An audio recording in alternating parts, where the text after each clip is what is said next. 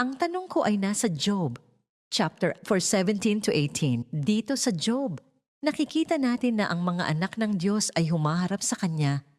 Ngunit ang masama, ang dyablo, ay nagpapakita rin. Gayunpaman, ang pinakanakababahalang bahagi ng sitwasyong ito ay hindi ito napagtatanto o nare-realize ni Eliphaz dahil naniniwala siyang nagpapahayag ang Diyos sa tao sa pamamagitan ng mga pangitain o visions at panaginip. At may nakita siya, ngunit tingnan ang mismong sinabi niya, may espiritong nagdaan sa harap ko. Ang balahibo ng aking katawan ay nagsitayo. Tumigil ito, ngunit hindi ko matukoy ang anyo nito. Isang hugis ang nasa harap ng aking mga mata. Nagkaroon ng katahimikan. Pagkatapos ay nakarinig ako ng tinig. Job 4:15 to 16. Dito natin nakikita na hindi namamalayan ni Eliphaz na ginagamit siya ng dyablo at sinasabi rin nito sa kanya ang nangyari sa kanila. Sinabi niya, "Maaari bang maging mas matuwid ang isang mortal kaysa sa Diyos?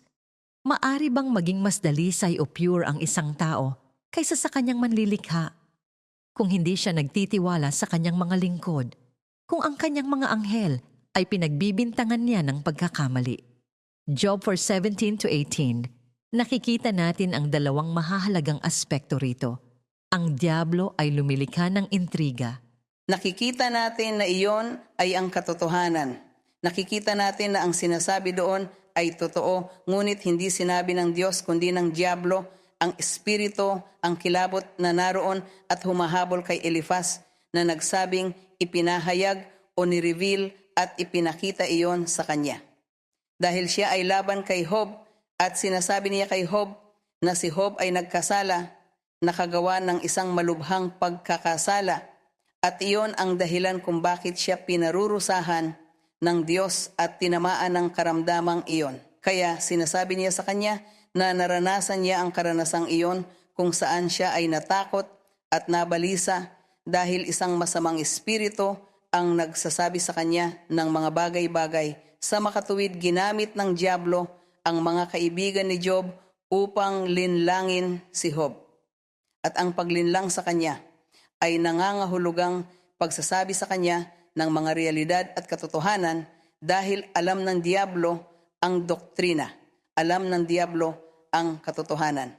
Sa isang nagnanais mandaya, magbibigay siya ng isang katotohanan at siyam na kasinungalingan at sa pamamagitan ng katotohanan iyon, ang isang tao ay maaaring mahulog sa bitag ng kaaway dahil sasabihin niya, ngunit sinabi niya sa akin ang totoo.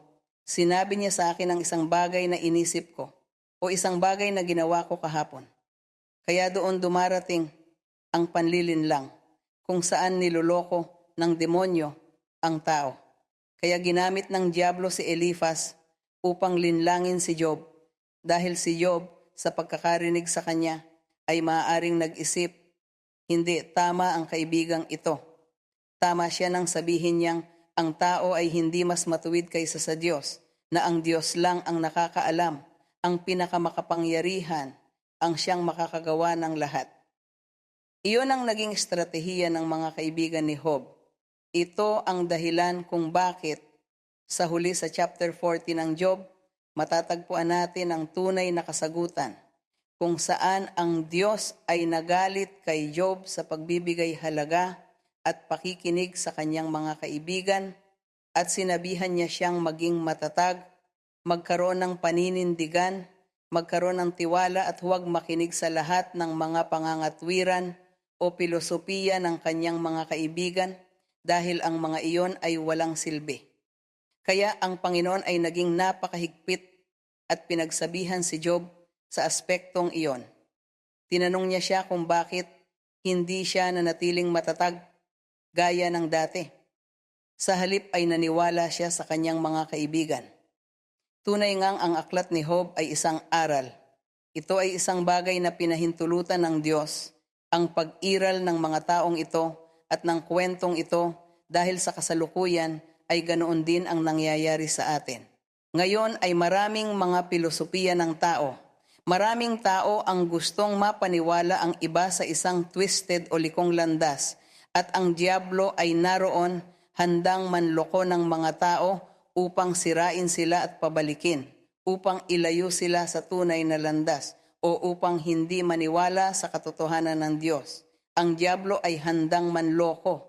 Kaya naman kapag kilala natin ang Diyos, ang dapat nating gawin ay magbasa ng madalas ng Biblia at humingi sa Diyos na bantayan at protektahan tayo mula sa inggit ng demonyo, upang hindi ako mailabas ng demonyo sa kanyang simbahan, upang hindi baluktutin ng demonyo ang aking mga landas o nakawin ang mga pagpapala ng Panginoon sa akin.